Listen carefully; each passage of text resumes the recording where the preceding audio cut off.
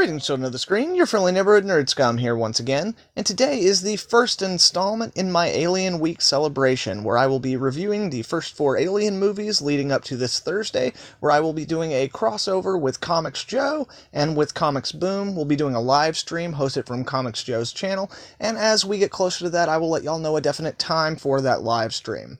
But today, in this first installment, we'll be discussing Alien Resurrection. Alien Resurrection, the 4th installment in the franchise, was originally released in 1997 and was directed by Jean-Pierre Jeunet. The film is rated R and it comes in at a runtime of 1 hour and 56 minutes. Set 200 years after Alien Cubed, a military outfit wishing to weaponize the xenomorphs utilizes cloning technology to resurrect Ripley, complete with alien queen embryo growing inside of her chest. But when a space pirate crew arrives with a shipment of human cargo for experimentation, the inevitable happens. The Xenos escape, and all hell breaks loose. Alien Resurrection, in every aspect of its existence, represents the pop culture status that the Alien franchise had achieved by this point. There is far more humor injected into this film. The color palette is vastly different, and despite it being very earthy tones, it still pops considerably more than some previous installments. The characters, while once grounded, are now over-the-top, eccentric, or comic book-esque in their personalities and characterizations. Both the amount of gore and the number of xenomorphs has been increased. All these elements, for good or ill, were done out of a recognition that the Alien franchise had become a big pop culture hit, and that the previous installment had in many ways cut off the expansion of the viewership. All were attempts to open the franchise up to a wider audience. Likewise, the decision to move the franchise out of its horror roots and instead embrace a weird sci-fi action, dark comedy genre blend. And while the strategy is sound in theory, it also, in the end, if you'll excuse the pun-laden term, alienated a large portion of the core fan base who still denounced this film for stepping too far outside the bounds of the franchise.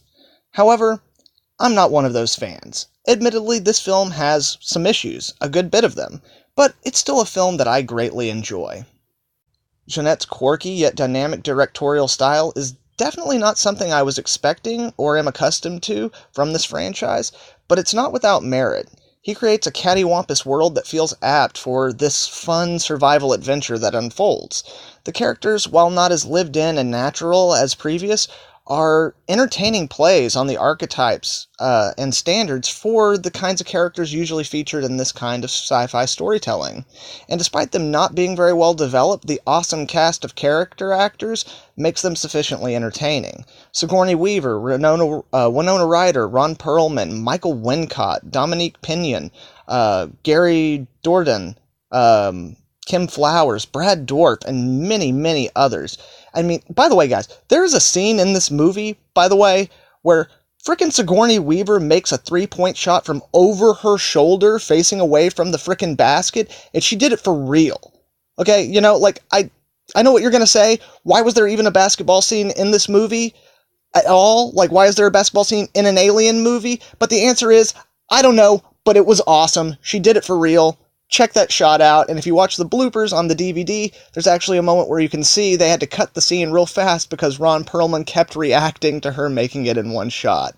It's totally awesome. On the other side of things, the effects in this movie are for sure a mixed bag. The practical effects in the movie are real top-notch. All the puppets and costumes are beautifully sculpted and expertly puppeteered. Even the human xenomorph weird hybrid giant baby thing, while it's not the greatest character design ever, the puppet created for it is impressive work. The CGI effects are slightly more problematic. The overall models and movement work really, really well. However, the amount of reflections and gooiness coming off the creatures always makes them stand out from all the practical sets around them. However, the alien swimming underwater sequence looks great. If it's not perfect, and if anything, I would say that it's a little bit too clean. But for the time period in which this was made, I think that the effects in the underwater sequence hold up pretty well. The score by John Frizzell is one of the most interesting scores of the whole series. It really manages to capture that mixture of the over-the-top operatic and the zany hijinks that you can tell the director was going for.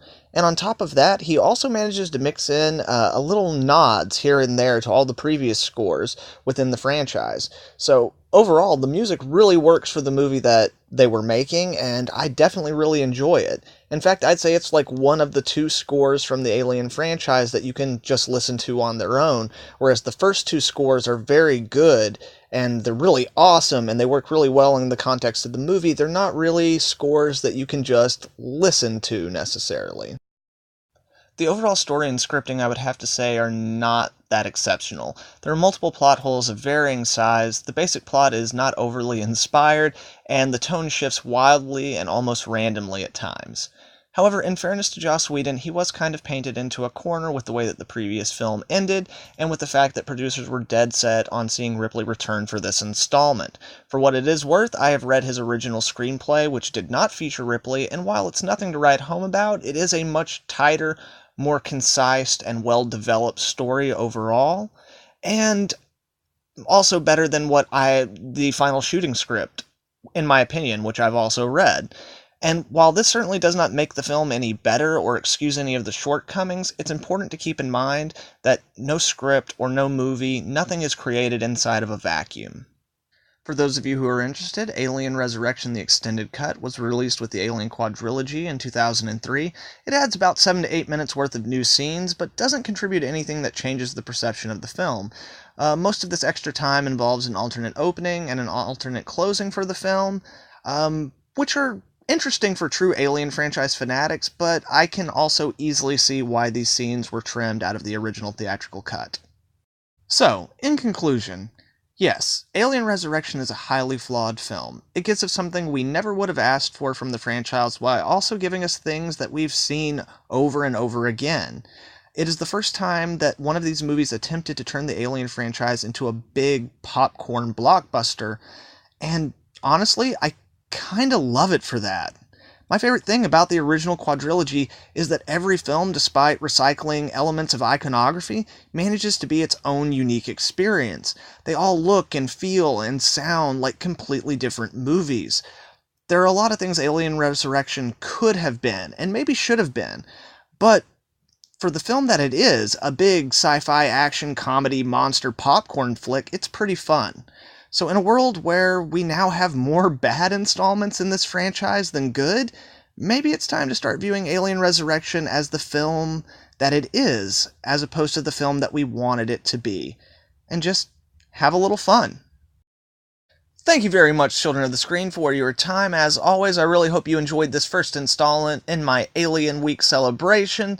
And if you did, make sure and hit that like and share it with some friends. That's more important now than ever with everything YouTube has been changing up on us small YouTubers. And if you're not subscribed, make sure you subscribe and hit that little bell so you can get updates on all the dope content I'll have coming out in the future.